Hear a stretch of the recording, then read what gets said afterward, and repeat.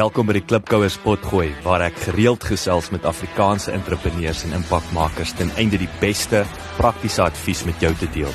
Ek is jou gasheer, Jacques Passon. Laat die wiele rol.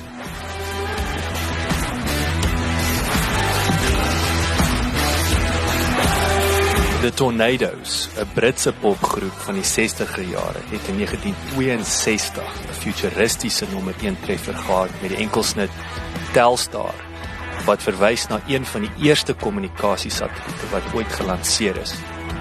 Soos Callie Carlson egter verduidelik, is kommunikasiesatelliete lank reeds nie meer futuristies nie. Callie is die besturende direkteur van Paratus Suid-Afrika, 'n onafhanklike verskaffer van laaste myl satellietgebaseerde konnektiwiteit en toegangsoplossings. As een van die grootste verskaffers in Afrika, beskik Paratus oor 4000 satellietterminale reg oor die vasteland en bied die volle spektrum van end tot einde konnektiwiteitsoplossings. Dit lewer onder andere kritiese diens aan boeregemeenskappe met die groeiende kommer rondom plaasveiligheid in Suid-Afrika. Maar Callie, kom spring weg. Vertel ons 'n bietjie meer van jouself. Waar het jy groot geword? Wat jou paadjie wat jy gestap het? Persoonlik, besigheid, hier waar ons nou sit. Lang pad. Interessante storie, man. Groot geword, of sal ek sê, gebore in 'n spoorwegfamilie wat in die Oos-Kaap uitkom. Baie geskiedenis, en as gevolg van spoorweg het ons maar rondgetrek. Ons het gratis die land ons gesien. Waar in die Oos-Kaap? Oos-London, kom uit Oos-London uit. Wat is die, ekskuus ek van jou rede, kan jy dan jou baie in die rede val, wat was die storie met die spoorweg in Oos-London op daai stadium? Was dit motorindustrie gedrewe al die jare, of wat het Oos-London prominent gemaak? Ja, kyk, in die oud tyd het elke dorpie mos maar 'n stasietjie gehad om die melkkanne, of om die pakkies, of die goedere, of die bok of die beeste vervoer na elke dorpie. Nou Londen was nou maar 'n groter metro. Dit was public transport. Dit was 'n public transport, en almal het busse. My oupa was 'n busdrywer wat die hele Oos-Kaap, Transkei, deur Port Edward, Port Shepstone busse bestuur het. My pa het in daai familie in groot geword. Hy het ook maar op die spoorries gewerk in Londen, 'n klerk kaartjieskantoor. Van daar af is ons Suidwes toe, Mariental. Het die ouens baie rondgeskuif? As jy vir die spoorweg gewerk? Maar seker, maar ek dink is maar soos vir enige industrie, as jy vir die polisie gewerk. gewerk Elke keer as jy tree opgaan dan het jy maar getrek seker maar iewers heen. So vandaar is ons Suidwes. Ek het skool begin gaan in Suidwes in Mariental. Interessante dorpie, dis iets vir 'n ander dag. Ons het baie lank oor Mariental en Suidwes gesels. Van Suidwes af is ons terug Transkei toe en Umtata skool gegaan vir 'n rukkie. Van Umtata af het ons by Suidkus uitgeval in Port Shepstone. Daar groot geword tot ek net voor ek 16 is. So ek het groot geword in die surfer environment. Ek wil nou net sê, as jy gesurf. Ek het probeer, ek was nou nie die groot... Hulle doen dit nou van 5 jaar. Van 5 jaar. Ja, ons het ook probeer, maar daar's ouens met sulke grys soes met lang tande wat ek altyd oor gewaai het. Ek het baie vis gevang, so ek het gesien waar in die see uitkom. Yes. So, haai en goed het ek maar vrug, nee, ons het probeer, ons was nou nie die suksesvolle wêreldkampioen surfers nie. En weer tipies spoorweg op een dag in Desember 1980, Desember 1980, daag my pa net by die huis op en sê, yes, ons trek môre. Weet jy, soos van 'n skok, het nog nie eens vir jou maatjies baie gesê, niks nie. Jy 16, en dan pak jy op, en die volgende oggend word jy in Transvaal wakker, en jy's hier in Kempton Park, en jy's Sodom en Gomorra. Was die eerste keer wat jy hier bo is toe? Dis die eerste keer, ek weet nie wat hier aangaan nie. Dus jy kom van Ethiopia af? Van Ethiopia af, op die strand, naby die strand gebly, elke middag na skool gaan visvang. Yes. Weet, huiswerk gedoen, elke naweek op die strand, elke liewe naweek op die strand. Daar was nie 'n dag, as dit gereën het, ons aan die strand gaan, nie, maar elke dag weer. Dan kom jy hier in Kempton Park aan, weer 'n spoorie transfer, en jy's net die Sodom Gomorra, want jy by hierdie skool inpas, en jy's 'n banana boy, jy pas nie in nie, jy dra daai silky joggers, almal kyk jou aan, jy dra plakkies, silky joggers en plakkies sonder hemp. Ek wil net sê, dis die tradisionele... Dis wat jy dra, en ons daai tyd het die swart bandjies wat almal om die arm gedra mos, en dan as jy mos nou maar, jy's van die ander kant van die dam af, seker maar 'n daggarokrok gewees, of jy kom ons van Natal af. Die ouens jou nie probeer donder op die eerste dag? Nee, glad gelukkig nie. Gelukkig toe ek in die klas instap, toe is daar 'n girl in my klas wat saam met my van Natal af gekom het. Coincidence, en baie goed gegaan, en is toe ingesettel. Maar ja, toe is ons hierso in Transvaal, toe gaan ek van 'n voorbeeldige sonloper seën af na al die soormgemorre goed wat in die stad kan gebeur, jy weet. Maar dit niks om te doen nie, man. Ja, jy kry Dis net motorfietsse, verveeld, dis verveeld. motorfietsse, sigarette, goedkoop wyn. en ek is seker die enigste ou wat 'n rekordeksamen moes om te kan finale eksamen skryf vir matriek. En ek het matriek deurgekom. Ek kan nou glad nie daaraan gaan nie, maar ek het 'n vak gekry wat ek 'n punt gekry het wat eintlik staan close. Ek weet Wat gesê, probeer hom maar weer. Maar in elk geval, soos ek weermag toe. My pa het net gesê, jy gaan nie my tyd mors met universiteit nie, jy gaan weermag toe, en ek is weermag toe.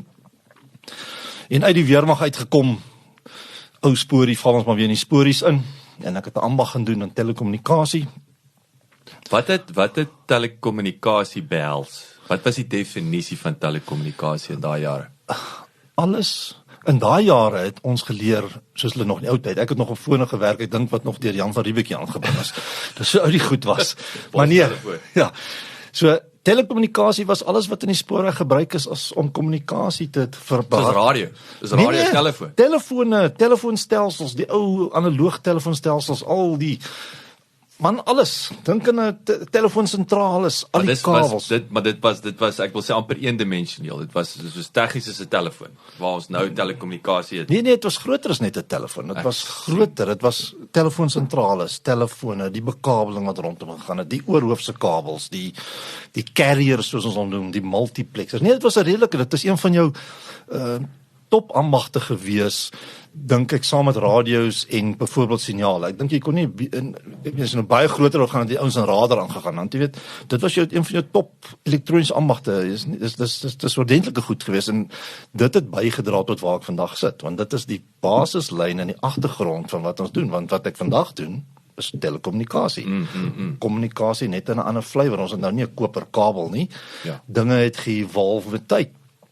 So ja, so ambagsman gewees, besluit die geld is nie goed genoeg nie, myself ingeval in 1989, daar iewers in optiese veselfiber, en toe het ek al in fiber betrokke geraak. En so wat is die storie met fiber?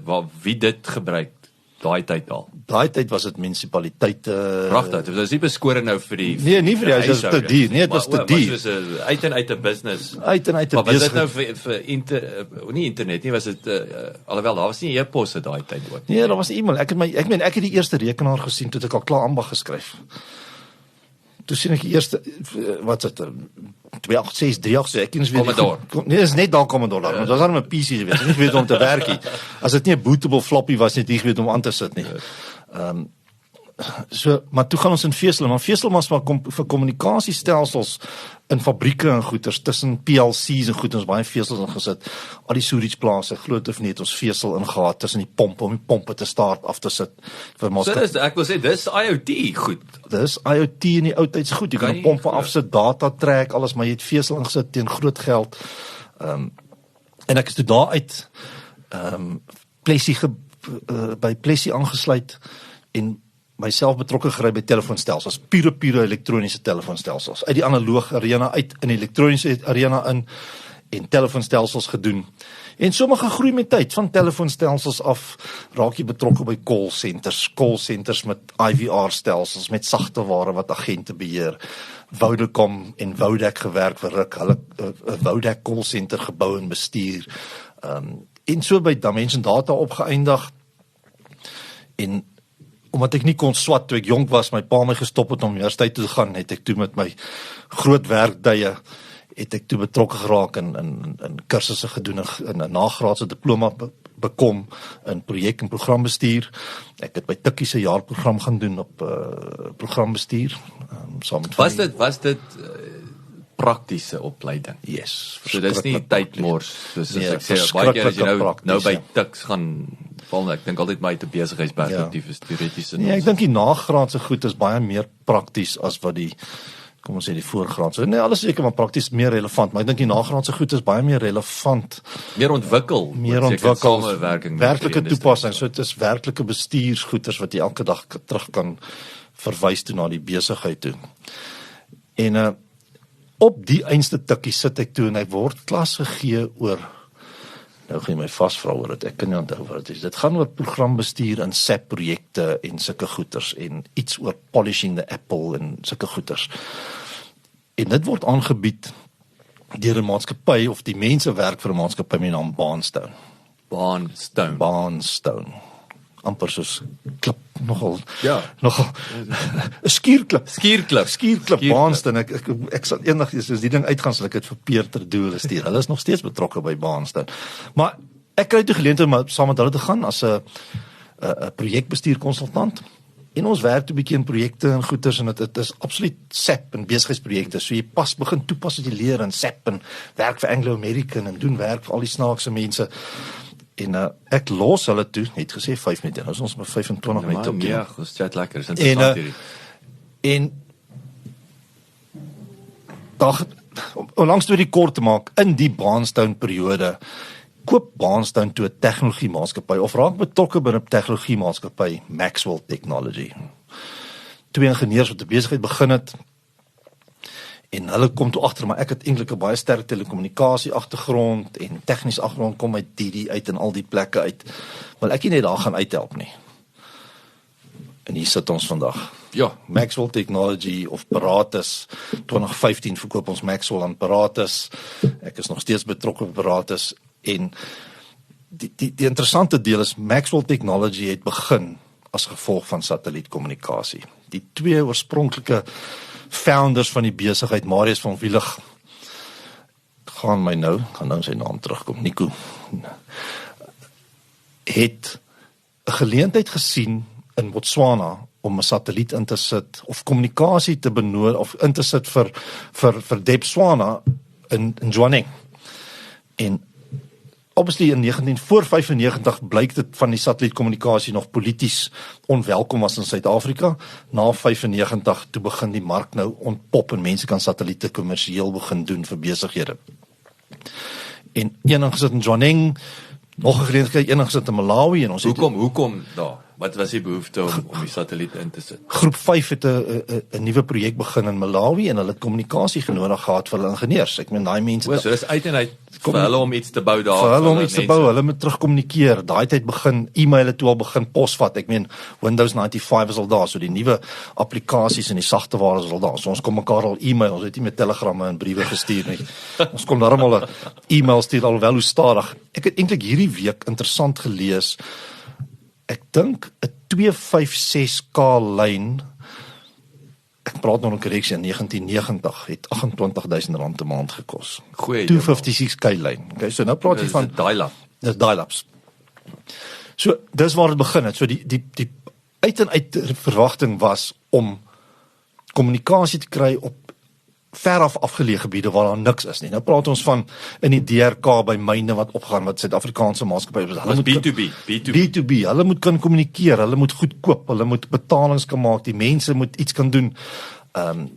Baie van een van die interessante projekte is ons het 'n satelliet ingesit in Mogadishu in die Navy SEAL basis vir 'n maatskappy wat myne gelig het in Somalia. Aan die een het ons ingesit het in Uganda was vir die United Nations Training Unit. Hulle het 'n basis gebou in Uganda om Somaliërs op te lei om te gaan vrede maak in Somalië. Maar so waar hulle oor die grens gaan, dan gooi hulle goed neer en maak hulle oorlog. Maar daar het ons vir 'n klomp Duitsers in België internet gegee en dit was hulle deur satelliet, hulle comfort in die aand, hulle sosiale goeders. So dis waar die besigheid vandaan gekom het. Dit is waar ons begin het. Ek wil net 'n tree teruggaan. Kali, die verduidelik 'n bietjie vir ons meer die kommersiële satelliet. Hoe dit daai tyd gewerk het. Jy om 'n satelliet laat bou, maar vat hom van die begin af. Bou jy daai satelliet? Wie skiet hom op boontoe? Het jy dit gedoen of koop jy nou airtime by die satelliet en so, wat is gee ons vleis in die okay, so jy koop airtime. Daar's 'n paar mense wat die geld het om hierdie satelliete op te skiet. Dis nie ek en jy wat hier vanmiddag sit en maar is dit privaat? Ek weet nou is dit Musk skiet die hele dat die space vol satelliete. Wat is daai jare? Wie was dit? NASA of was dit is konsortiums, Intelsat, Eutelsat. Daar's 'n klomp sulke konsortiums. Watter land het dit gedryf? Ek dink is maar oral. Ek meen Eutelsat kom van Frankryk af. Intelsat is meer Amerikaans gebaseer. Avanti is Daar's niemand wat uitstaan. Niemand wat uitstaan nie. Elke land het ook maar sy eie spionasie. So NASA en Amerikaanse dit het tentoon begin met Amerikaners wat spionasie koue oorlog het hulle goed opgeskiet en toe is die goed gekommersieel beskikbaar begin want dit lê daarbo niemand nou niks fight moet jy doen. niemand nie en Jy fight daai niemand nie. infrastruktuur. Dit is maar soos die internet. Die internet is begin of netwerke is begin deur die Amerikaanse militêr. Dis reg. Ek dink is nie die vloot wat oorspronklik met mekaar Met kommunikeer nie. So dis waar dit internet begin gehad het. het, En ja. so, dit alles kom maar iewers van daar af uit en so begin die internet. So maar wat gebeur het is jy koop nou maar kapasiteit by iemand om 'n satellietskottel iewers op te sit teen 'n plaaseprys en as genuine plaaseprys in 19 ek wil net terugdink so 10 jaar 2009 2008 het jy betaal $3 per kilobit. Flakskor. Nou werk dit nou 'n bietjie, dis $3,000 'n meg een rigting. So 'n 1 meg lyn op en af het jou $6,000 gekos. Nou van daar af tot waar ons vandag is, die pryse baie afgekom. En dit was uniek geweest. Dit is 'n unieke ding en die toerusting was duur geweest. Wat en wat was daai hoe daai transaksie gelyk? Moes jy X hoeveelheid kilobytes koop? En is dit maklik? Het jy die foon opgetel en gebel en sê hey, ek soek X. En hulle sê dit gaan en hier is die prys. Hier is die prys. Betaal soveel deposito toe. Betaal soveel deposito toe. 3 maande se deposito. Jy het altyd jou kliënt vasgeteken in 'n 24 maande kontrak, want dit is groot geld. Jy's vas in 'n 24 maande kontrak. Jou kliënt gee jou 3 maande deposito, so as hy kanselleer dat jy 3 maande het om jou kansellasie en atran doen. En is duur goed geweest. Ek is dood dit is flippend duur. Ek meen ek het 'n 6 meg lyn in Uganda gehad. Daai ding het was seker R380,000 'n maand se inkomste geweest vir 'n 6 meg lyn. Dit is absoluut horrifying geweest hoe dit was. Maar ja, jy het 4 kliënte gehad en jy het 4 kliënte op jou boeke. Great, ons maak so 'n paar rand. Ja. Maar ja, dit was baie duur geweest. En toe begin ons al speel in 2008 begin ons te speel om te sê as jy kyk na die land en waartoe internet gaan, hoe tegnologie aangaan, hoe kry ons internet na oom Piet op sy plaas of na 'n klein dorpie soos Ryds of noem 'n dorpie iewers waar daar nie tegnologie uitbreiding is nie. Voor wireless GSM was nog op 2G of was hy ooit op 2G? Ek weet nie wat jy gekry daai tyd op die Ja, voel of dit oornag 3G was. Ja, oornag was dit 3G. So jy het gesukkel. Ja. En die modelle op die ou koste op die ou satelliete het net nie uitgewerk nie. Teen $3,000 'n meg. Maar na die publiek toe. Na die publiek toe.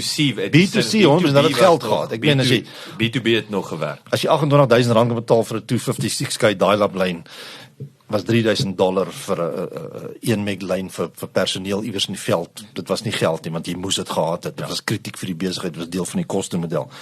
Maar 'n B2C model het nie gewerk nie. Jy kon hom net nie genoeg deel nie en die toerusting was duur en hoe kry ek hom by jou nou?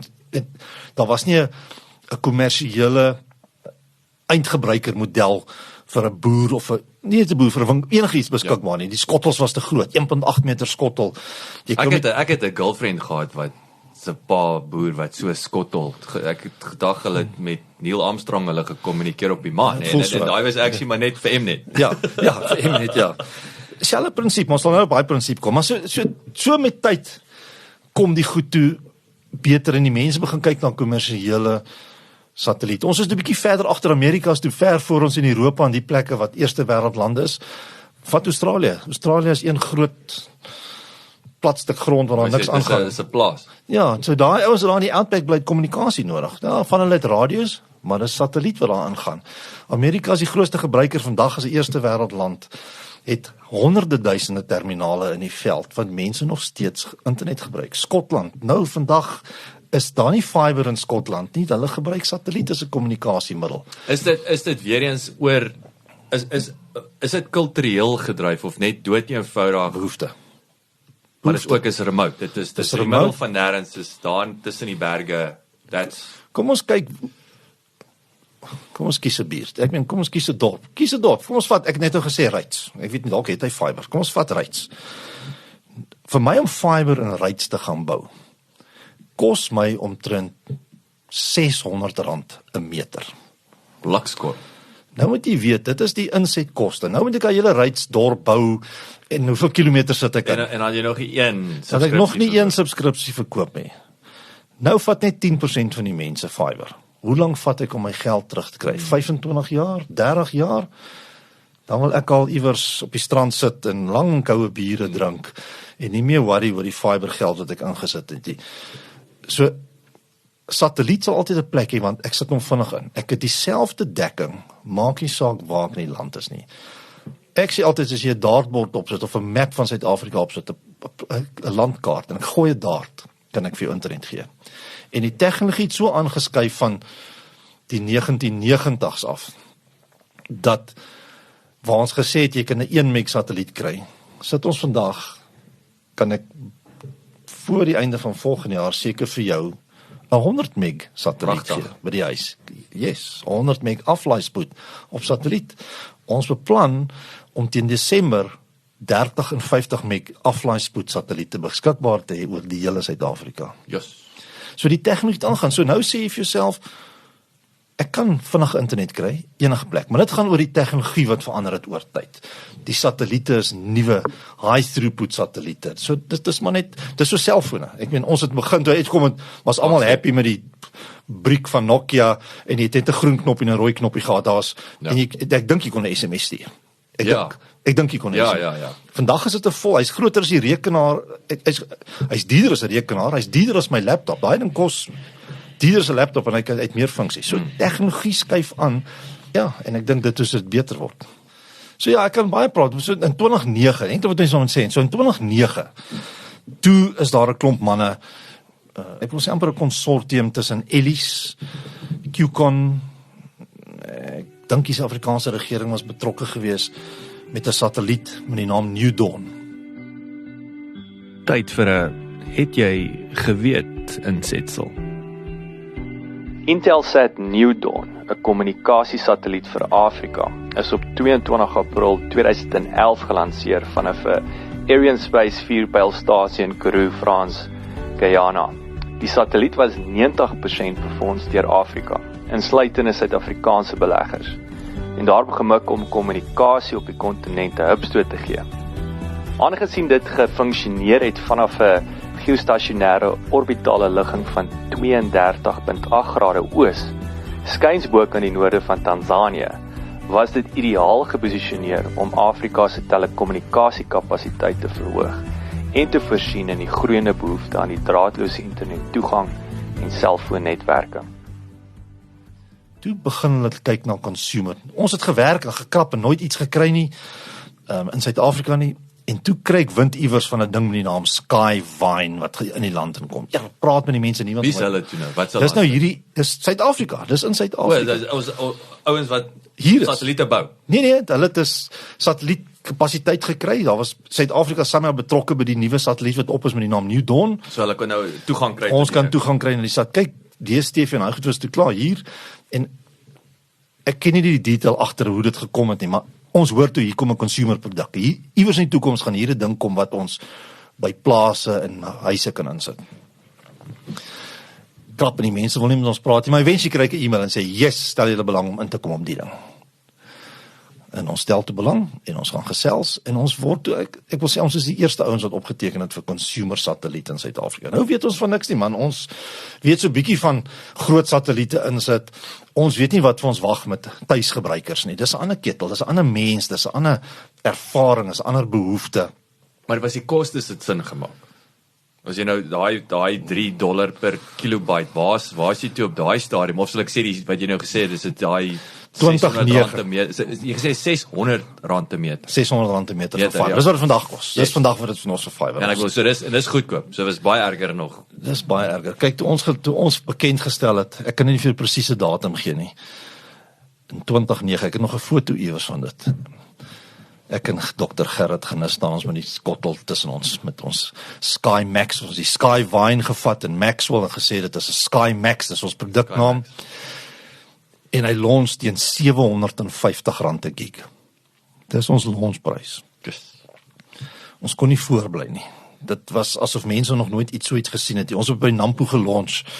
Ons het by Nampo het ons nie gesit vir die 4 dae op Nampo nie. Die ouens dit is Want hy het 'n oplossing gehad. Hy het 'n oplossing gehad. Ons kon nie voorbly nie. Ons het so vinnig die goed ingesit. Ek het gery, dan laai ek my bakkie vol. Dan gaan sit ek in oral 'n Kenhardt. Jy noem die plekke, Watershel, De Ben. Ek was oral gewees dat ek op plekke gaan insit en self ry. My motto was om self in te sit om so te sien. En so het ek die land gesien en dis waar ons begin het. Dit is waar ons begin het. Ons kon nie voorbly met installasies nie. So kom ons, en ek wil, hierdie is fascinerend, en ek wil ons het nou al klaar sommer 'n bietjie agtergrond oor paratus en so. Wat beteken paratus? Always prepared, die Latynse woord vir altyd reg, always prepared. Nou op daai punt, wat is, ek weet daar is, hoe kan ek sê, wanpersepsies met satelliet versus nou fiber en so aan. So wat is die pros en die cons? Jy weet hoekom jy weet, soos die Engelsman sê, it's the same but it's not the same. Satelliet internet is 'n perfekte oplossing vir al daai plekke waar daar niks anders is nie. Of as ek gesê, die tegnologie het nou so verander dat dit begin nou kompeterend raak. Ek kan nou dieselfde spoed kry. Ek gee voorbeeld, in 2009 toe ons gelons het, toe ons eerstes opgegaan het, toe die eerste kommersiële eindgebruiker satelliet bekom het, was ons spoed 4 meg geweest. Dit is wat ons kon kry, ons kon 'n 4 meg aflaai spoed gekry het. Vandag, so ek net nou gesê, praat ons al van 'n 30 of 50 en die vooreinde van volgende jaar 100 meg. Nou, kyk waar trek ons vesel vandag. As jy vesel vir die huis koop, wat praat jy van by die huis? 'n 10, 'n 20 of 'n 50 en miskien 'n 100 meg aflaai. Ons is dit al op satelliet. So die ou in die afgeleë gebiede, die ou in die ondergedienste, so in ons motto is altyd under or unserviced areas in die, ek hou nie van die woord rural nie, maar dis maar wat ons maar gebruik in die industrie, in die rural gebiede, kry nou toegang na dieselfde spoed as wat die ou in die dorp kry op vesel. Maar onthou, dis dieselfde, maar is nie dieselfde nie. Hy werk net anderste. So dit is waar die verskil kom. So kom brei 'n bietjie uit. Wat is dan Die anderste. Ja. Okay. Die satelliet sit op 36.000 km bo in die ewenaar. Hoekom 36.000 km? Daar was so slim ou in 'n paar jaar terug gewees, ou met die naam Clark. Hy het uitgevind of uitgewerk, baie goed slim ou, baie beter as ek met 'n kalkulator gewees. Hy het uitgewerk dat as jy daai satelliet op 36.000 km sit, of 36.600 km, wat ook al, draai daai satelliet in daai omwentelbaan teen presies dieselfde spoed. Hy bly op dieselfde posisie terwyl die aarde draai. My magtig. Dis hoe my geostationary gedoen word. Hy staan basies stil, maar hy staan nie stil nie. Hy beweeg teen 11.000 km/h en al sulke fancy goeters. Omdat hy so hoog sit, teen die spoed van lig, van die sein van die grond af tot by die satelliet en terug aarde toe, so 650 millisekondes. Yes. Dis waar die verskil inkom. So slight delay. Is 'n delay of lag of 'n pinktyd, soos die manne wat kinders het wat games speel, sal vir sê, "Dad, die pinktyd is te lank, ek kan nie games speel nie. Ek is doodgeskiet voor ek gesien het daar kom iets aan." Dit is wat dit anders te maak op satelliet. Die res is dieselfde. Hy werk absoluut, gee vir die absolute selfde internet. Hy het net daai vertragingsfaktor. Maar wat maak hom nice? Ek kan hom absoluut, soos ek gesê het, as ek 'n dart in 'n dartbal of 'n landkaart gooi, kan vir daai internet gee teen daai spoed. Ek het altyd gesê, ek kan enige plek in hierdie land, in Suid-Afrika, sal ek enige iemand uitdag, binne 72 uur gee vir jou internet. Ja. Enige plek. So daai, maar kom ek wil vashak by daai Die anderste. Ja, in die vertraging, nee. Ek Ja. bedoel, ons praat nou van ja, nou vir 'n gamer is dit nou pyn in die gat, maar die boer wat IoT het, wat sy 100%. trackers hardloop, wat internet wil YouTube wil kyk, dis nie 'n probleem. Dis nie 'n probleem nie. Die ou wat wil YouTube, Facebook, jy kan Teams meetings hou, jy kan browse, jy kan jou bankdienste doen, jy kan koerant lees, jy kan aflaai, jy kan oplaai. Hy werk net 'n bietjie anders, maar as jy eers gewoond is aan hom, dan is hy daar. Ek meen, met tyd raak tegnologie beter. Ons sal nooit die vertraging. Ons kan ongelukkig nie die satelliet nader trek nie. Ons het nie meer geostation nie. Daar kom nuwe tegnologie wat van volgende jaar beskikbaar gaan wees, maar hy werk. Hy is die mees betroubare kommunikasiestelsel vandag beskikbaar. Nou dis, en jy vat die woorde uit my mond uit, die betroubaarheidskomponent. Dit is die Want ek dink nou aan bloody my 100 meg by die huis, okay, in die stad wat Meer af as aan. Hy drop meer, my laaitie en my dogtertjie is meer geïrriteerd oor die drop. Ja. Ja, jy het nou nie lag nie, maar dit help nie, daar's niks nie. Hy's af. Ja, maar so 'n satelliet, so is dit die groot voordeel van die satelliet. Sy betroubaarheid. Dis waar weer eens die Paratus vandaan oorkom, is hy always Prepared. Kyk, Paratus is begin in Namibië en Bani hulle het met die Always Prepared. Dis maar hulle Paratus staan vir paraat. Ons is always prepared vir alles. In die slegte tye bou ons infrastruktuur, in die goeie tye oes ons van daai infrastruktuur af.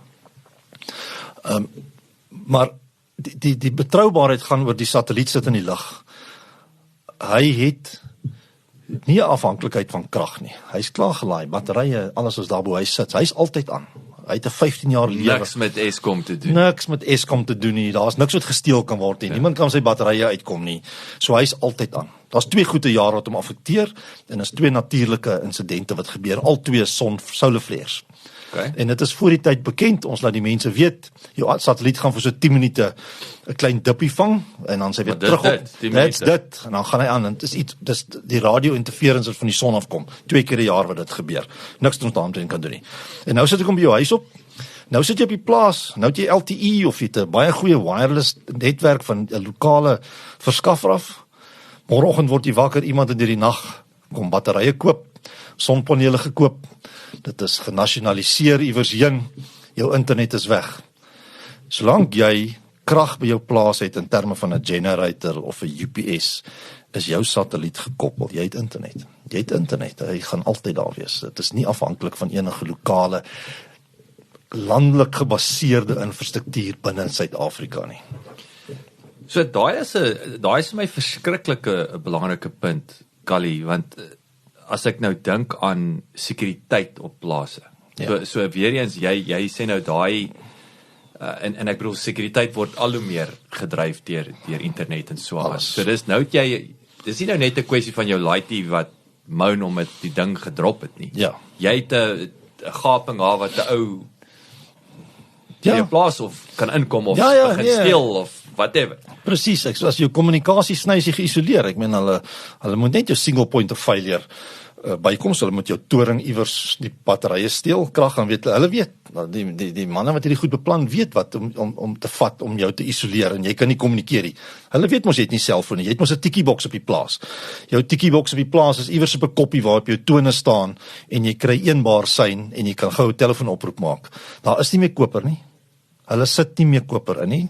Dit word ek weet van 'n paar jaar terug het hulle die boere, het Telkom die boere die pale geoffer. So jy kon die pale wat oor jou plaas hardloop koop teen wat ook al prys en dan kon jy maar enigiets bou met die pale want hulle gaan nie meer drade op dit sit nie want dit word te veel gesteel. So nou sit jy met 'n satellietstelsel of enige kommunikasiestelsel moet jy vir jouself sê, hoe beïnvloed dit my veiligheid? En waartoe die tegnologie vandag gaan, ek kan vir jou voorbeelde gee, aan die ander kant Ellis Ras, waar die mense WhatsApp groepe gestig het, maar vir 'n WhatsApp groep om te werk het jy internet nodig.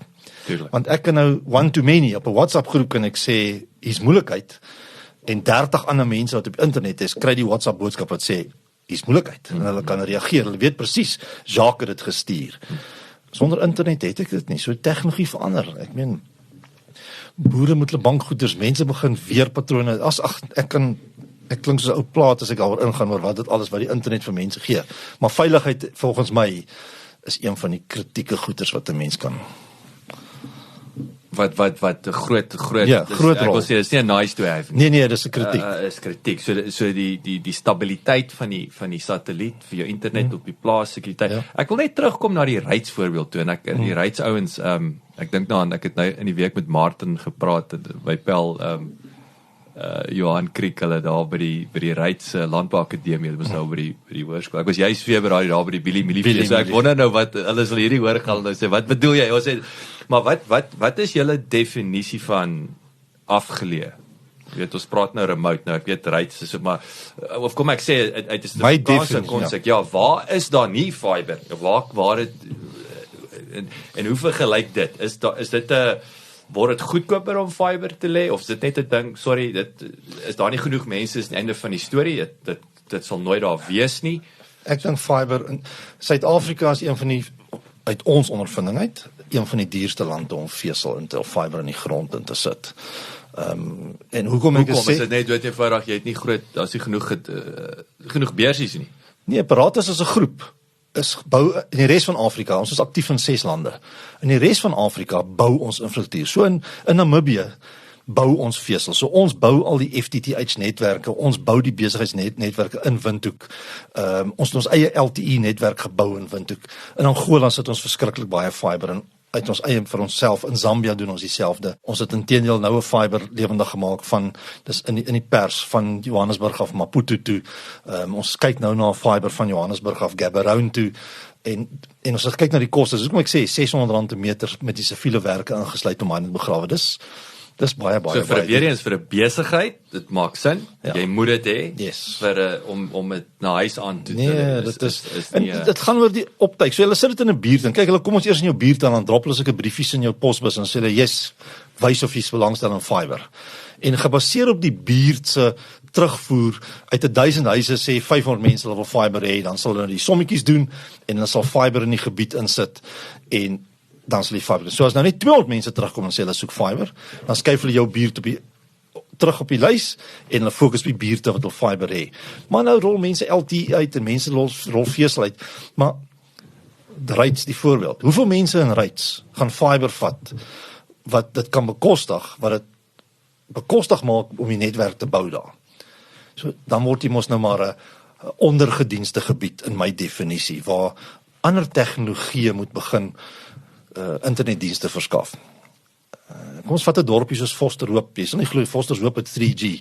Fosterhoop het 'n donkie, hy het 'n hoenderhaan, 'n hen met 3 kuikens en 3G. en hy het 3G want hy het 'n toring daar. Die grondpad soontoe sal 'n bobbejaan met 'n kierie nie kan loop nie. Maar daar's 3G op Fosterhoop, maar ry 10 kilos uit Fosterhoop uit na die plase toe in die gebied, dan's daar niks nie. Daar is manne wat wireless bou, maar van ver af wat swak is. En wat is die belangrikheid van daai dienste? Maar so dit gaan op jou definisie van wat jy wil hê en wat is jou verwagting. En dit gaan oor die definisie van waar ons die dienste verskaf. Ek meen ons verskaf nou reg oor Afrika satellietdienste in 22 Afrika lande. Yes. En ons het so 4000 terminale wat lewendig is. Ek is baie windgat om te sê ons is seker ek ry ons as Paratus Suid-Afrika, is die ouens wat die consumermark vir satelliet die beste ken. Want ons het ons tande gesny op wat die boer wil hê, wat wil die afgeleë gebied hê, wat gebruik hy, en ons is weggejaag van plase af, maar die ou sê vir my, hoekom moet ek internet kry? Nou vat jy my hele Saterdagoggend tripie dorp toe weg, waar die antie kan dorp toe gaan en ek in die pub gaan sit saam met my vriende en 'n paar doppe drink. Nou kan ek dit van die plaas af doen, ek soek hier nie internet nie. Daai ouens het aanbeweeg, hulle het internet gekry. Wel, dit raak nie meer is nie 'n opsionele ding. Dis nie 'n opsionele ding nie. Die antie wil met die kinders praat in Australië. Ja. Sy wil koekresepte, sy wil die rooi rose en sari as hulle nog bestaan, as hulle nie al toegemaak is nie, sy troufoto's gaan kyk en al sy internet. Die United Nations het al eintlik 'n paar jaar terug as internet as 'n basiese human right gedeklereer. So jy het dit nodig. Ek meen jou kinders sit by die huis, hulle moet iets leer. Sonder internet wat leer? Dis nie soos ons tyd ons buite klippe gegooi het en mekaar aangeval het met ketties nie. Dis die lewe het verander. Ja, die lewe het verander. Grond gevreet. Ja. So jy het nou genoem van die United Nations met jy weet jou is 'n mensereg om internet te hê of 'n basiese reg. So nou het jy daai boer is een ding in die middel van nêrens, maar ons weet dat daai townships is bly tussen 5 en 10,000 mense. Ja.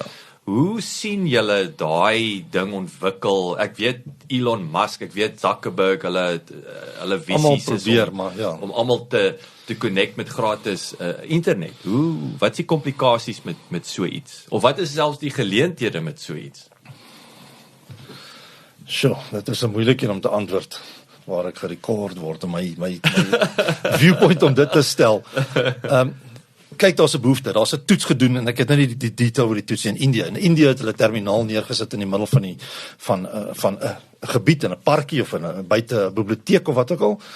En hulle het vir niemand vertel wat dit is nie. Dit was 'n skerm met 'n keyboard. Uneducated mense wat nie geweet het wat dit is nie, nog nooit internet gesien nie, weet nie wat aangaan nie. En hulle het dit net gemoniteer om te kyk wat gaan aan.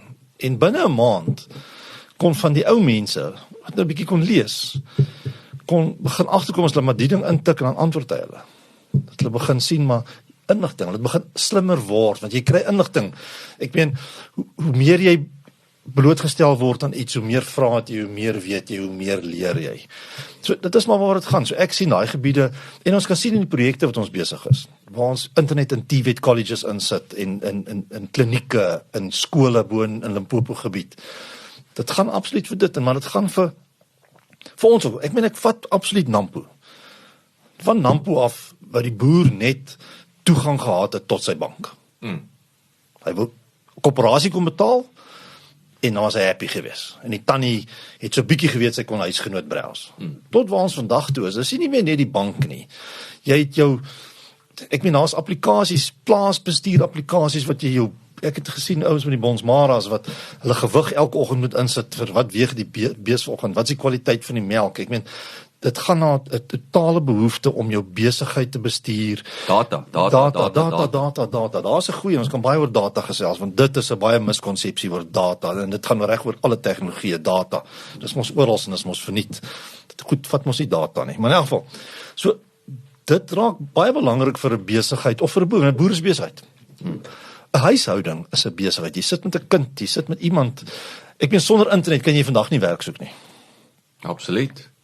Hoe maak jy kontak met 'n personeelagentskap as jy nie in die stad, selfs in die stad, jy het of 3G nodig, of 'n internetkafee. En baie keer neem ouens deesdae mos 'n videoetjie op wat jy moet upload, laat jy nou ou kan sien hoe lyk jy. Die wêreld het verander. Die absoluut verander. Ons almal eet nog chops en braai steak, maar in terme van tegnologie, dis van die ou TV's. Wat het waar ons met TV gegaan? Wat waar ons met karre gegaan het? Waar is ons vandag? Kyk, en daai selfs is 'n baie goeie punt wat jy maak oor TV's. Dit is soos die kar. Dis nou maar taaf. Okay, in Suid-Afrika dink ek kan ouens nog daarmee wegkom, maar dis nou maar jy het 'n leaded engine. Ja. Taaf. Want daar's net unleaded petrol. So dit is of en is dieselfde met die TV's. Die TV is so besig, nou gaan jy nie meer, jy kan nie jou ou telefoon kan vervang as hy breek is 'n stuk het. Want is net smart TV. So nou jou TV kan nie werk sonder internetkonneksie. Hy kom met 'n internet of 'n LAN-poort, jy kan hom op die internet inkoppel en skielik daar's Netflix, daar's Amazon TV, daar's alles. Die goed het alles internet nodig en die goed is alles internet honger. Data. So kom ons praat oor data. Yes. Wat is daai, jy het nou gesê daar's 'n hele, ek wil sê definisie ontbreking of ons word gebel, boetie, julle het my data gesteel. Ons het in die begin met die Sky Max produk het ons 'n applikasietjie gehad, jy kon gaan kyk presies hoeveel sent het wat se data gebruik. Dan kry die tannie daar in die Noord-Kaap uit dan. Sy vanoggend Absat ingegaan. Sy klaar by die bank in is, dan gaan kyk sy, daai transaksie het 10 sent se data gevat. Môreoggend doen sy presies dieselfde volgens haar. Sy gaan in die bank in, nou vat ons 20 sent se data. Dan kry ons die oproep, boeties, julle het my geld gesteel. Dit is 10 sent meer as wat gister gekos het. Nee, heerlikheid. Dan vra ons vir die tannie, wat het jy nog gedoen? Nee, ek was net op Absa Bank gewees. Na 'n groot ondervraging, ek voel amper soos Arsène Lupin en die polisie en wat ook al. Kom jy agter, sy het net gou Facebook ook oopgemaak. Die mense verstaan nie waar ons vandag sit. Elke liewe applikasie wat jy op jou foon het, wat gekoppel is aan die internet, wat aktief is, gebruik data. Dit gebruik ongoddelik baie data. Elke foto. Mense praat van die nuwe kameras. Kom ons die nuwe kameras wat fotos neem, wat jy, ek ben die kamera so sterk, ek dink jy kan, amper praat ek van jy kan 'n pysie op 'n donkie se bout op 1000 seemyl afneem en duidelik. Nou daai pixels is data, dis kwaliteit, 2 megabit, 3 megabit, 10 megabit. Maar is 'n groot file wat opgelaai moet word. Hy moet gelaai word, iewers heen gaan, iewers moet hy, en dit gebruik data. Nou kom jy enige publikasie lees, arme Vodacom en MTN en Cell C word heeltyd uitgehaal, want my 3G data word gesteel. Maar wie het opgeteken vir daai pakket of daai applikasie wat in die agtergrond hardloop, wat data gebruik die hele tyd? Updates, die kinders speel games, hierdie goed is gigs op 'n slag om 'n game te update vir die kinders. Hoe is dit moontlik met, as ons nou juist nou data waar jy jou unlimited data en so, hoekom besighede op daai plek wat jy nou, maak nie saak hoe ek dit gebruik, het dit so goedkoop geword, of sal ek sê, jy as verskaffer, wat vir my unlimited data gee, hoe is dit moontlik? Dit is nie moontlik nie. Ek sê altyd, there's nothing like a free Dis lunch. soos 'n buffet. Ek vreet net nie so baie, ek eet jou nie bankrot nie. Jy charge my genoeg. Ja, maar as jy alleen is op die buffet, kan jy jouself krippel eet, omval en dik wees. Maar as ons 1000 mense by daai buffet het, en daar's net kos vir 150, dan gaan net 150 lekker eet en die res gaan honger ly. Dis nou maar dieselfde. Dis nou dieselfde. Dis 'n baie interessante. Dis dieselfde. Daar is nie natuurlik nie, daar's 'n tegniese beperking op die gebruik van data. Data is beskikbaar, jy kan soveel gebruik soos jy wil. Maar daar's gebruikspatrone wat uitgewerk is deur die slimkoppe in die industrie wat sê terwyl jy iets aflaai van die internet af, is die volgende ou besig om iets op te laai, die volgende ou maak koffie, die ander ou lê en slaap, die ander ou is in sy kar op pad. Dit is verbruiksdiskriminasie. Dis verbruiksdiskriminasie. Kom ons vat die water voorbeeld wat ek nou eendag vir jou gesê het. As almal in Kloofsig vanaand besluit 5 uur, ons maak ons taps oop, gaan ons nie water druk hê nie.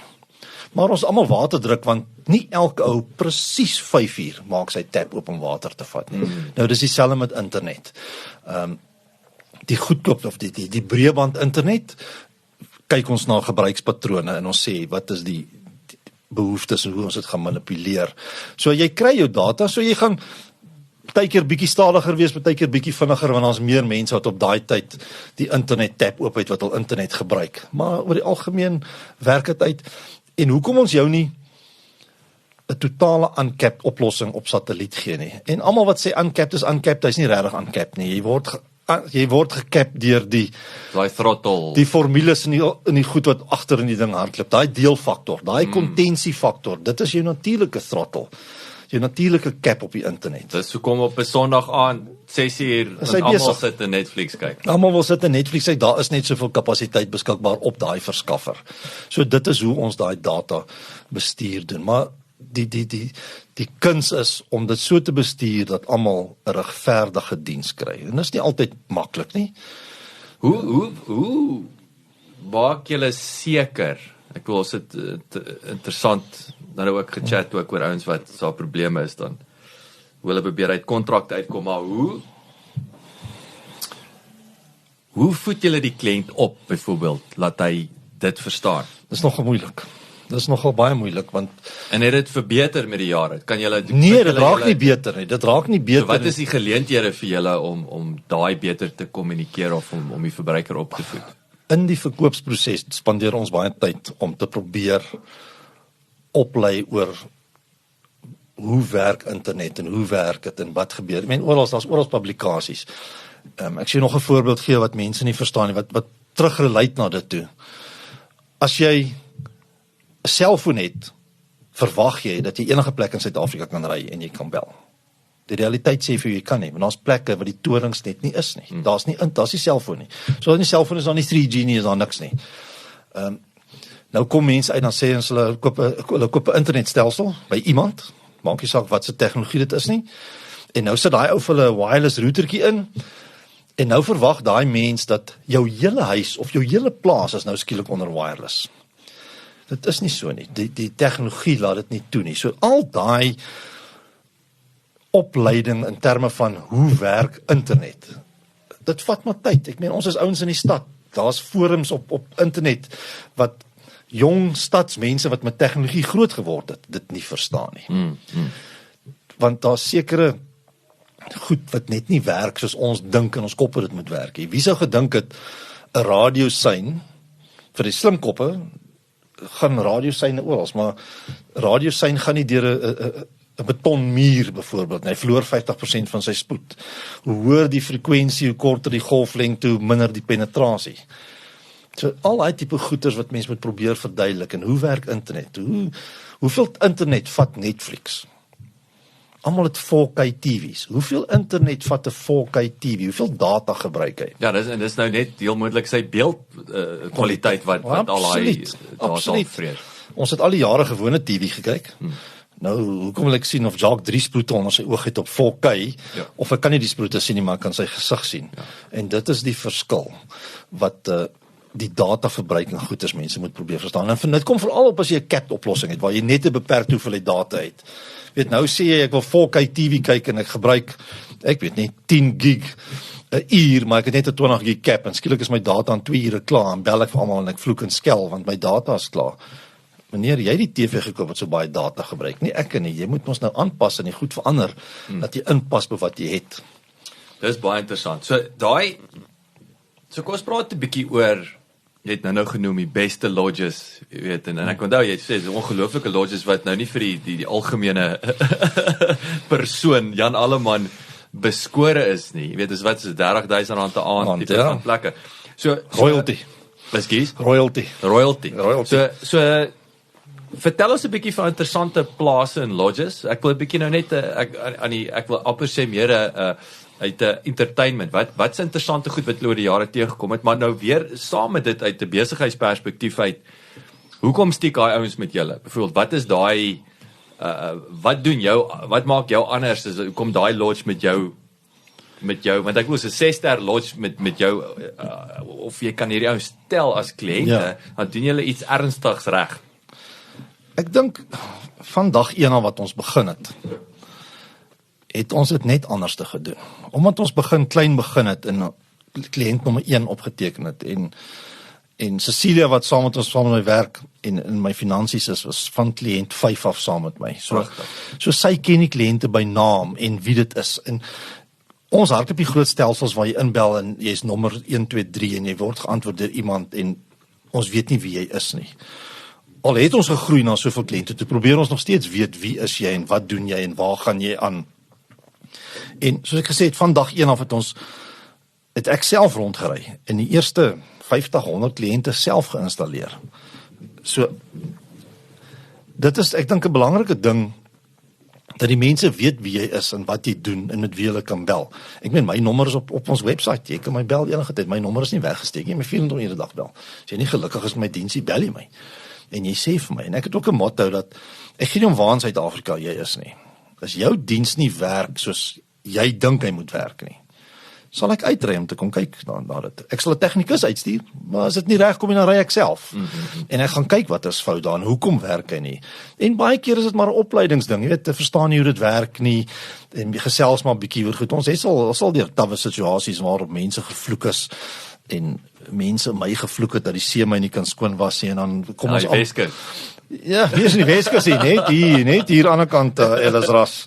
Dis kant Ellisras.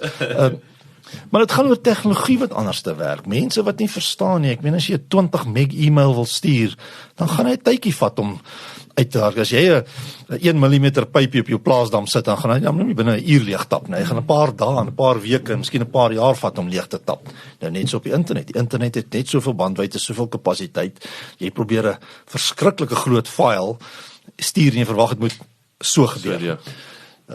Jy sien in die stad met 'n internetpyp wat 'n kort vertraag. Nou die vertragingsfaktor het 'n bydraende element wat dit laat stadig voel. Maar dis weer, as jy sê, dis 'n persepsie. Ja, Ons raak bederf. Ons raak bederf. Ja, ek wil ook chops teen R60 per kilo koop. Ek kan nie.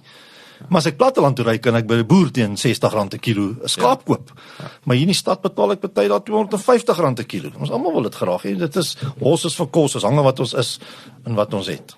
So daai, vertel ons dan 'n bietjie meer van wat van die ek sou sê, wat is die beste kliënte daar buite? Wat is een van daai dis 'n droom kliënt terme van hoe lyk, wat is die setup, wat doen hulle met julle produk en julle diens? Dis die beste. Gee ons 'n gevalle studie daarvan. Ja, ek dink daar's baie goeie kliënte. Almal, ek dink elke kliënt is 'n goeie kliënt as hy verstaan wat sy behoefte is en hy kan die internet wat hy het by sy behoefte pas. Ek meen, en daar's baie van hulle. Die manne in die afgeleë gebiede verstaan dat hy betroubare internet nodig het. En as jy die betroubare internet saam met 'n betroubare diens met die regte toerusting sit, dan in 'n fair price. At 'n fair price. Want julle is nie, ja, is nie 'n premie, is nie 'n belangrike premie. Kyk, satelliet is die duurste internet wat jy kan kry in die wêreld. Maar wat praat ons nou van? Nee, as ons nou al af na, ek meen, jy kan nou 'n 10 meg diens by ons kry vir R799. Maar ek wil sê, dit klink vir my die aan pryse paar met die stad. Ja, as jy geval het van R750 'n gig na 10 meg lyn unlimited, basies 'n uncapped lyn vir 700. Die pryse in die laaste jare baie geval. Ek meen, is dieselfde. Wat het TV's gekos? Wat het 'n 4K TV gekos 5-6 jaar terug uitgekom het? Ek meen, daai groot curved screens. Ek meen, jy het nie genoeg geld, jy moet 'n bankberoep om 'n TV te gaan koop so groot. Vandag stap jy by Makro in en jy koop 'n Hisense of wat ook al TV vir R8,000 en hy Doe die job. is 'n fully internet 4K TV, so hy het alles. So die pryse het geval met tyd, het tegnologie en pryse goedkoper geword. Wat het vinniger goedkoper geword? Hoe het julle vergelyk met daai Internet het baie vinniger. Is dit so hulle bly voor met daai koste? Internet het baie vinniger. Goed, mense sê nog ons is een van die duurste lande. Ek kan vir julle pryse wys in Afrika, as ons wil klaar internet, kom ons gaan nie in Afrika. Ons het nie ons verwysingsraamwerk. Ons het nie 'n verwysingsraamwerk. Ek kan vir jou van die oppositiepryse gee. Ons betaal in Suid-Afrika $44 vir 'n diens. Daai presies dieselfde diens is in Zimbabwe $400. Yes. Daar's geen verskil in die diens nie, daar's geen verskil in die toerusting nie. Dit is net wat daai verskaffer wat hom besit vra. Ek wil net sê Dis wat hy vra. As jy hom take it or leave it. So dit het baie goedkoper geword van waar ons begin het in 2009 tot waar ons nou sit. So die prys het afgekom en die spoed het opgegaan. Ek meen tot kom ons sê Desember 2019 was daar nie 'n consumer, eindgebruikers uncapped, ek noem dit nou maar uncapped in aanhalingstekens, satellietoplossing beskikbaar nie. Yes, ons het uncapped satellietoplossings vir besigheid op die enterprise kant. Ons het dit wat ons van die teleports af doen. Maar dis duur, dis nie goedkoop goed nie. Dit is nie R799 nie. Dit is groot geld. En ons het daai dienste want ons besit 'n teleport. Dis enterprise gemik, dis vir groot besighede. Yes. Hulle het spesifieke behoeftes, die myne. Weet ons praat nou van 'n 30x30 link in Zambia vir 'n groot myngroep wat daar oopmaak. Hulle betaal vir daai link, net die toerusting is R1 miljoen om hom op te kry. Dan moet jy praat van 250-300 000 'n maand vir daai link om in te gaan. Maar dit is spesifieke behoefte en hulle is bereid om dit te betaal. Nou kan jy vir jouself dink. Ek sê altyd die 3 woorde langs mekaar. Cheap, fast en good. Jy kan dit nie in dieselfde lyn gebruik nie. Jy gaan nie goedkoop internet kry wat goed en vinnig is nie. Dis alles is 'n variasie. Dis 'n variasie van die 3 woorde. So as jy daai 3 woorde bymekaar kan kry, dit werk maar net saam. Dit is maar net hoe dit is. So ek wil nou vir jou, ek wil vinnig terugkom nou om met ons koste praat. So wat veral met satelliet. Kom ons praat 'n bietjie oor die toekoms. Jy weet, wat bring die koste af? Is dit die satelliettegnologie? So kom ons hak 'n bietjie daar vas. Hoe sien jy die satelliettegnologie? Is dit ek moet sê jy het nou die buite die aarde komponent en jy het op die aarde komponent. Is dit 'n tegnologie van beide? So wat gaan dit beter en goedkoper maak? Ek dink kompetisie het dit baie goedkoper gemaak. Ek meen, as daar een ou was wat 'n satelliet besit het, boot, hy die monopolie gehad. Hy kon vra wat hy wil. Of jy koop dit of jy los dit. Nou is daar soveel mense wat kapasiteit bo in die lug besit. Daar begin 'n kompetisie en ek meen dit kos vir jou verskriklik baie geld om my satelliet daarbo te kry. Nou as ek hom maar bo het en my prys is buitensporig, gaan ek niks verkoop kry. Nou het ek al daai geld geïnvesteer. Hy sit daar en iemand koop by my nie. Iemand anders skiet eenhoop en sy prys is beter dan verkoop hy. So dit begin maar 'n kompeterende mark word binne die, soos ons noem die operators, die vlooteienaars daarbo. Hulle begin kompeteer want hulle het geïnvesteer, hulle moet geld terugkry. Nou as jy noem julle soos jy sê nou vlooteienaar. Dis nou interessante. Ja, 'n vloot. Dit is 'n vloot van satelliete. 'n vloot van satelliete. Ja, so hulle het 'n vloot van satelliete daarbo. En die groot manne het nie net 1 of 2 nie. Hulle het 'n paar satelliete. Hoeveel satelliete is daar buite? Plus minus. Ek dink as 1 elke 9 grade op die Clark-belt reg rondom die ewenaar. En dit beteken wat? Baie. Amper sê hy woord wat ek nie mag sê nie. Baie. Daar is genoeg. Okay. Alright, maar daar's nie 'n kapasiteitsissue nee. dat daar te veel Nee, daar's nie te min nie, daar's genoeg. Daar is regtig waar genoeg kapasiteit beskikbaar. En hulle word die hele tyd opgeskiet. Die ouens kan gaan YouTube en gaan kyk. Daar's op die 19de Januarie het Eutelsat hulle Connect satelliet opgeskiet en is op YouTube hele ding mooi opgaan, baie mooi. Nee, daar's baie kapasiteit en daar's nog wat opgaan. Daar's ouens Turksat is nou besig om satelliete te bou. Almal is die hele tyd besig om satelliete op te skiet vir een of ander funksie, GPS spionasie, te kyk vir die aardverwarming, al sulke dinge. Dis die hele tyd op. En dan so ek lei af nou soos Tesla of haar sekere ouens wat hy skiet dit op vir sy kar of sy behoeftes en dan sê hy, wel ek het kapasiteit, kom ons, dis soos tyddeel, kom ons verkoop dan nog daai spaarkapasiteit wat ons nie gebruik nie, kom ons verkoop dit aan Kali, of is dit nie so? Ja, dit is so, nee, dit is so, maar dis nou, jy praat van Tesla en Musk, wat almal sê, kom in die toekoms vorentoe, soos ek net gesê het, ons satelliete sit op 'n geo-orbit, so hy sit op 36.000 kilometer, yes. Dan kry jy 'n volgende band wat MEO is, Medium Earth Orbit, en dan kry jy volgende band wat LEO is. Dis nou die nuwe satelliet hulle van praat, Low Earth Orbit. Hy gaan net 'n paar 100 kilometer opsit. Onmiddellik is sy vertragingsfaktor laag. Hulle sê sy vertragingsfaktor gaan kompeteer met fiber en LTE en al die goede, want hy's so naby. Tyd vir 'n het jy geweet insetsel. Biljoenêr entrepreneurs Elon Musk en Jeff Bezos beoog om duisende klein satelliete te lanseer wat om die aardbol sal snel en wat bekend staan as Low Earth Orbital, oftewel LEO. Die mikpunt is om internetopvangs van die hoogstaande gehalte te verskaf aan kliënte soos regerings, mynmaatskappye en skeepkonglomerate, asook aan ver afgeleë of armoedige gebiede wat installering op die grond onmoontlik maak. Opstartkoste word op biljoene dollars beraam. LEO-satelliete funksioneer 500 tot 2000 km van die aardoppervlakte, in vergelyking met tradisionele satelliete wat heelwat hoër op 'n algemene hoogte van 36.000 km om die aarde wentel. 'n Korte roete beteken 'n vinnige roete. Derhalwe is dit tyd wat benodig word om die data heen en weer te stuur, en dit is minder vir 'n LEO-satelliet. Aangesien syne vinniger deur die ruimte beweeg as deur optiese vesel, beskik LEO-satelliete oor die potensiaal om die vinnigste grondgebaseerde netwerke uit te stof. Maar ek neem aan maar Zuckerberg is drones, nee. So niks gaan dit seker dan bied. As in terme van want hy nou kom maar groot wind. Nou kom maar groot wind. So hy moet kan mooi sweef. Ja, daar's ouens wat praat van ballonne. Hulle sê altyd ja, hulle gaan die ballonne opsit, hulle gaan die stratosfeer ronddryf en internet afbeam. Ja, hy moet maar stil staan. Wat is daai ding skuif? Hy beweeg. So nou hoeveel ballonne moet daar? Dis dieselfde met die Low Earth Orbit satelliete wat kom.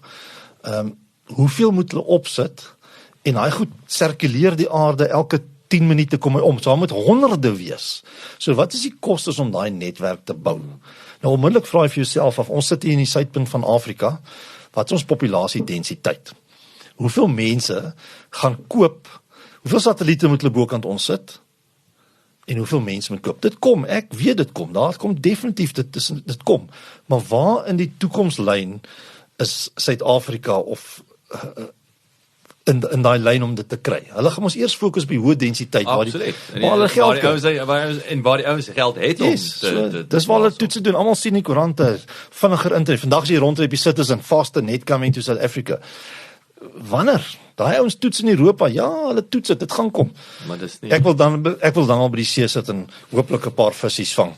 As ons nog mag strand toe gaan en nog veilig is om vis te vang, wil ek dit doen. Maar dit kom, dit kom, die tegnologie gaan verander. Ek voorspel, ek sê nou lankal, kom ons gaan terug na baie jare terug toe. In die 70s was daar toe die TV net uitgekom het. Was daar 'n TV-program Alpha 1999. Dit lê 'n klokkie. Dit is verskriklik lank terug.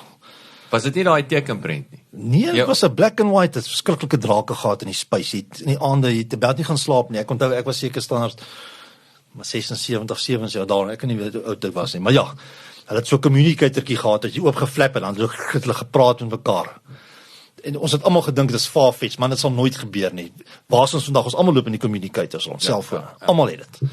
So ek voorspel dat in die toekoms iewers en mense gaan my afskiet en stry en sê dis wishful thinking. Nee, is wishful thinking, dan sê ek met die duiwel besete. Ek sê vir julle, die satelliete gaan LEO gaan inkom. Ons gaan 'n ding in ons kop kry, miskien oor 100 jaar vanaf en as ek gaan dink aan Jacques, gaan ek met Jacques praat.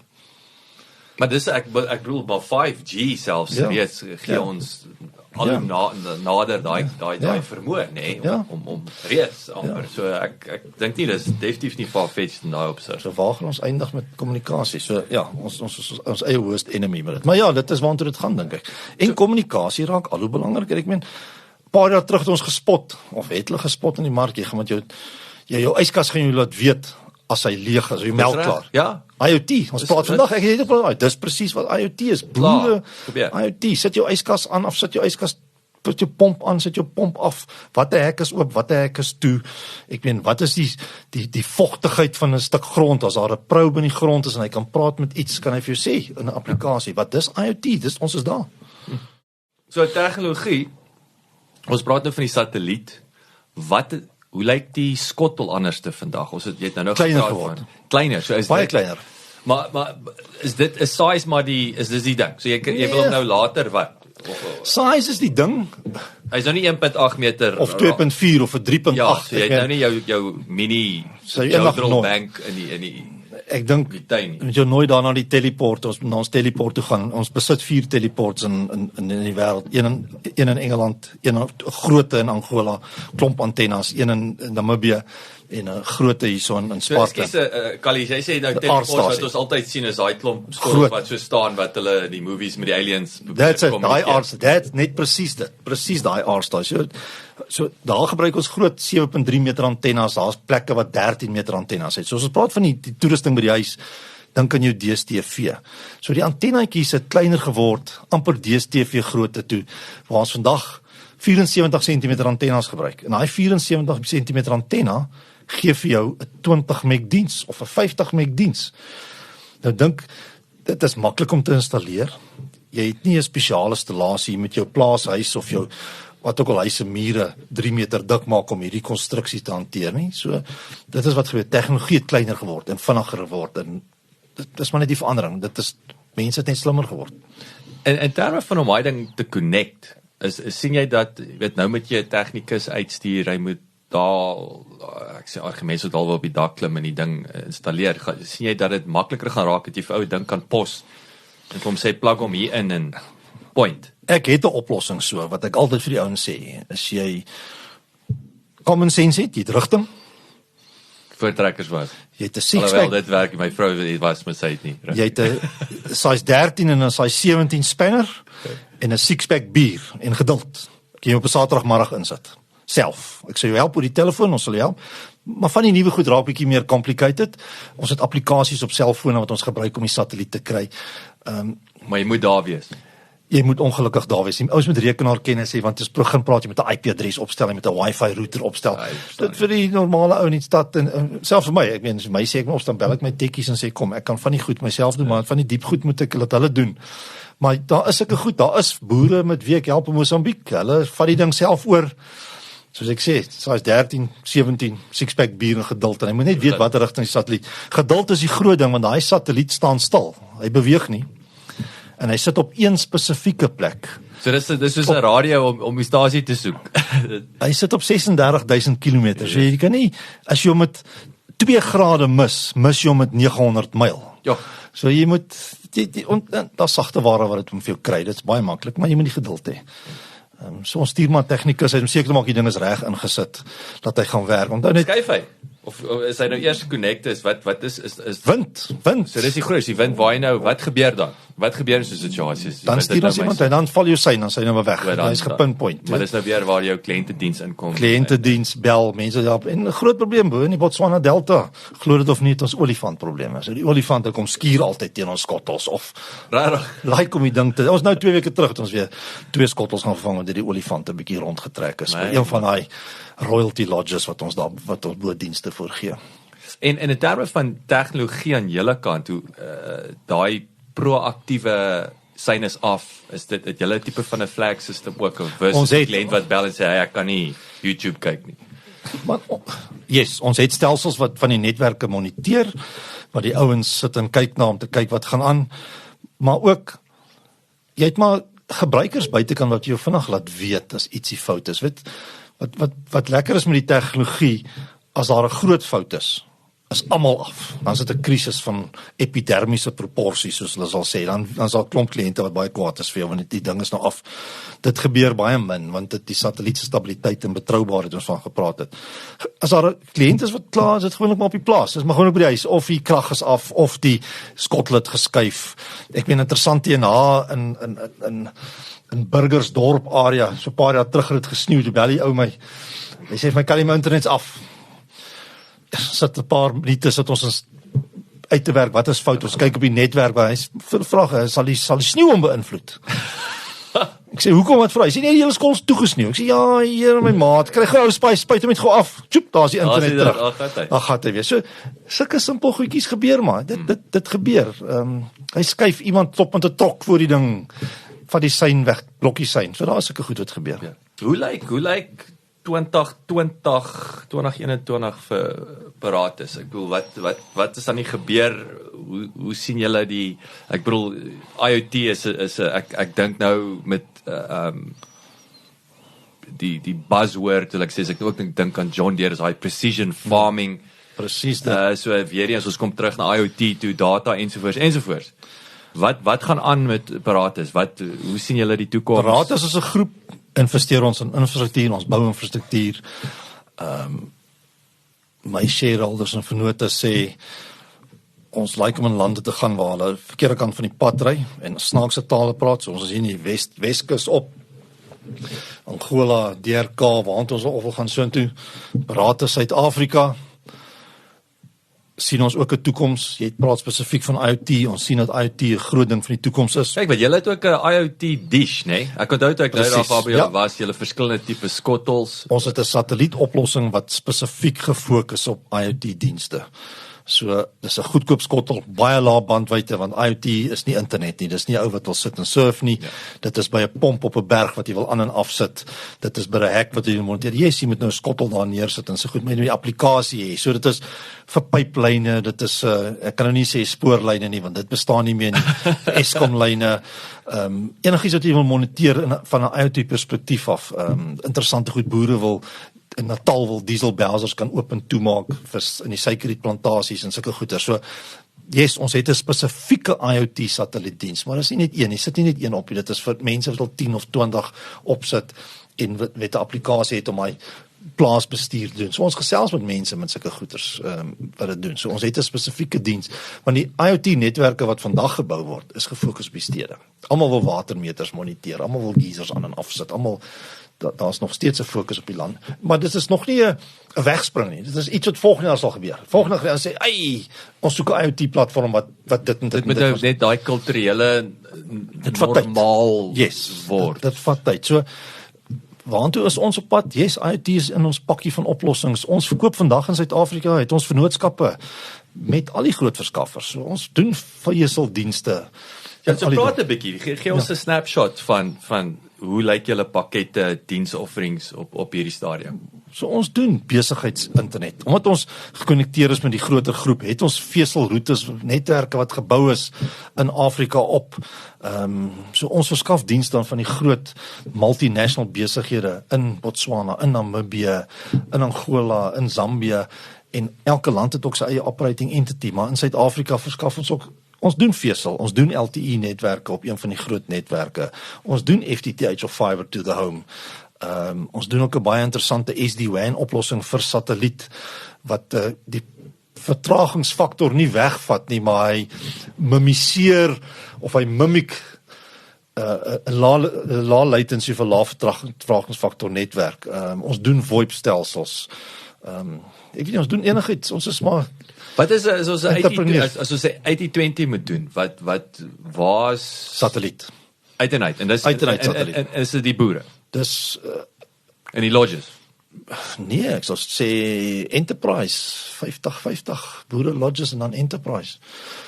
Ons hardloop groot korporatiewe kliënte op ons teleport. Ons hardloop in Spartan uit so 1600 nou wat aktief is op ons KI en C-band satelliete. Ons is nou besig met ons nuwe satelliet Amos 17 om satellietdienste in Ethiopië op te bring. Ons hardloop eendag klaar ons eerste toetse. Ons is besig met 'n paar groot ambassades in Ethiopië wat ons opbring. Ons is nou besig om 'n nuwe satelliet Africa Sat lewendig te maak op 'n 6.2 meter antenne op die teleport. Nog C-band Afrika dienste. So dis 50-50. Dis groot satellietkapasiteit. Ons support enigiemand kan kyk. Ons het ek sê ons van die baie skerpste tekkies.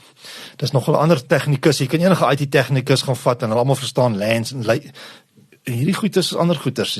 Want hy reg in die begin, it's the same but it's not the same. Die ou wat hierdie mense diens gee moet verstaan dat dit iets anders is. Die tannie op die plaas weet nie van al die tegnologie. Sy praat van 'n oortjieboks. So hierdie ouens moet verstaan wat 'n oortjieboks is.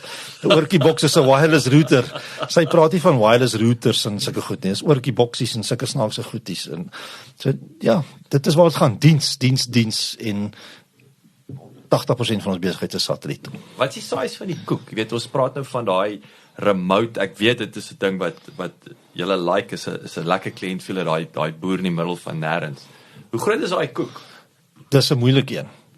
Paar jaar terug was daar 'n studie gewees dat daar's 12,000 boere in Suid-Afrika. Dan kry jy 'n ander studie wat sê daar's soveel duisend boere. Ek het nydag met 'n groot korporasie, boerevereniging, boere wat ook al net hier in Centurion gepraat het. Hulle is hier langs die snelweg, hulle is in daai gebou wat lyk soos 'n daai spaceship. Hy scoreboard, ek sal nie die naam noem nie. Hulle sê hulle het 'n database van 16,000 boere. Daar's ander mense wat sê daar's 25,000 boere.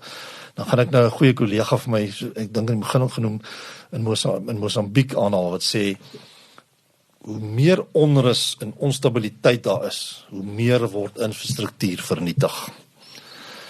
So hoe groot is hoe meer geleentheid vir julle ouens. Groter is die geleentheid want die stabiliteit van die satelliet is daar. Hulle kan met die kabel steel, hulle kan die batterye steel, hulle kan steel net wat hulle wil. Hulle kan afbrand net wat hulle wil. As jy 'n generator het of jy krag en jy het 'n satellietskottel, het jy internet. Ja, jy kan nou nie games speel nie. Die kind kan nou nie Fortnite nie. Maar jy kan daarom Netflix en as jy Netflix kan livestream, jy kan jy Netflix aflaai en jy kan dit later kyk. So jy het toegang na jou internet toe en jy het toegang na 'n telefoon. Onthou, iets wat ons nie aangeraak het nie, ons kan al telefone oor satelliet hardloop. So jy kan jou buurman bel, jy kan jou kind bel, jy kan alles doen. So ja, ek dink daai koek word groter. En net dood eenvoudig omdat ons in Afrika bly. Soos jy die chaos en jy kan daai ding, as jy sê 72 uur. Ja. Is jy rock and roll. Rock and roll. 22 uur. As ek aankom in die bakkie, moet net nie vir my breakfast maak nie asseblief want dit vat my tyd. Ek moet kan installeer. En ek daar is ek 'n boere. Boere is sout van die aarde. Jy kan nie werk sonder om te eet nie. En so jy word gedelei deur al die kos wat jy moet eet. So op daai noot, jy het my net nou ons staan toe nou hierso by Bouma en toe jy nou aangekom met Khalid, jy het gesê ek nie nou gepraat toe wy nou juis kos kom koop en toe praat ek van 'n paai, toe praat jy van Ventersburg the Fat Butcher, né? Ja. Vertel ons nog iets. Wat ek sou sê, wat is die top 2 snaakste goed wat jy nou al teëgekom het oor die jare hier in die middel van nêrens? Top 2 snaakste goed. Maar jy sê hierdie is die beste paais wat jy nog Beste paais. Kyk, ek het vir gas. Ek wou eintlik op 'n stadium 'n Facebook bladsy begin het oor gastehuise. Kyk, ek het nog net in een slegte gastehuis gebly. Dit was in Aikopo gewees. Waar is dit? In Natal, in Natalse Middellande, Aikopo so dorpie. Dit was nog nie 'n lekker gastehuis nie. Kyk, daar was nie kussingslope op die kussings gewees nie. Ek het daai gery daai aand, maar nee, ek het op mooi plekke gebly. Regtig. Eintlik 2, daar's 2 slagte. Een is in Aikopo en die ander een was net aan die ander kant Louis Trichardt, the ultimate guest house. Yes, the ultimate. Ek hoop nie hulle hoor dit nie, maar dit is regtig een van die swakste plekke. Ek moes daai aand winkel toe ry om iets te gaan koop net om 'n hospitaalreuk uit te kry. As ek het deodorant goed gegooi by die vloer te gooi. Ek het eintlik op die grond geslaap en die bed was so ongemaklik. The ultimate guest house. Nee, baie lekker plekke. Baie mooi lodges al gebly. Die gasvryheid.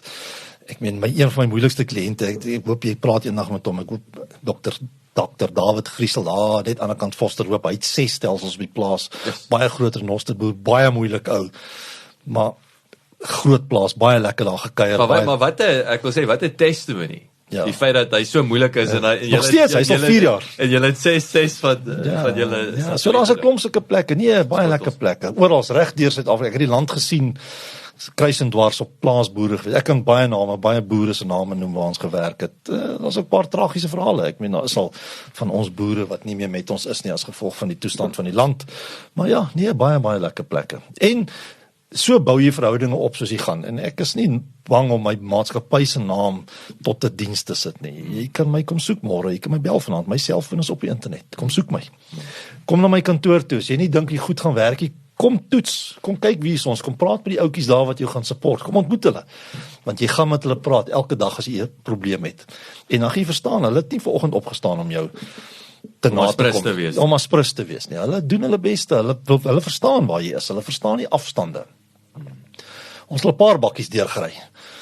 Ons ry 'n paar Toyota stukkend. Dit wil gedoen wees. Ons het 'n paar BT50 stukkend gery. Callie, dit is regtig fascinerend om jou te gesels. Verskriklik dankie vir jou tyd. Ons gaan in elk geval die Klipkouers moet uitkyk. Ons gaan 'n 3 episode mini-reeks ook doen 'n bietjie verder hierdie, want is vir my hierdie is nie vir my hierdie is vir my fascinerende tegnologie. Dit is kritiese tegnologie. Ek dink veral so relevant en ek by die Klipkouers weet ook. Ek like dit om met ouens te praat en te werk wat is relevant tot so sê wat 'n rubber hits the road. Hits the road or the gravel road. Ja. Want jy weet Suid-Afrika dinge is nie straightforward nie. Ja, Jy weet die chaos faktor is daar.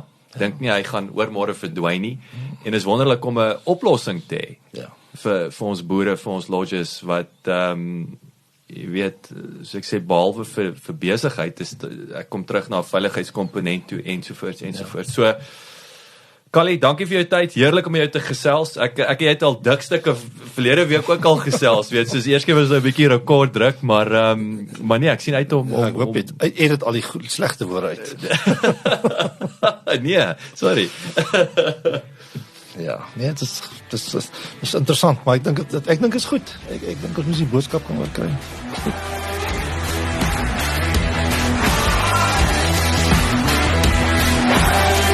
Baie dankie dat jy geluister het.